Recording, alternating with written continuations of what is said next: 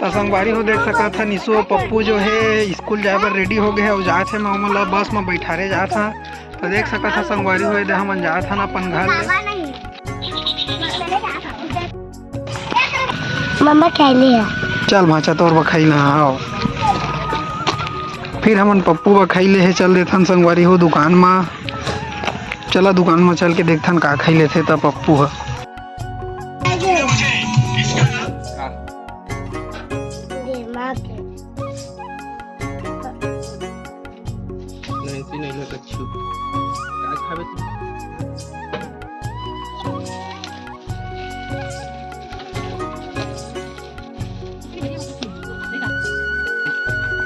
तो गाजी है खेली है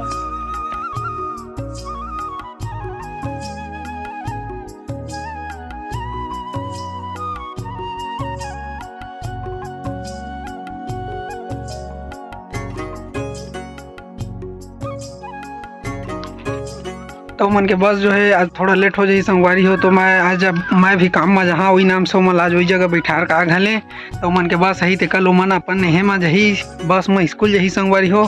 तो आज के छोटे से ब्लॉग में बस इतना ही। वीडियो पसंद आई तो हमारे वीडियो ला लाइक करके चैनल ला सब्सक्राइब जरूर करा।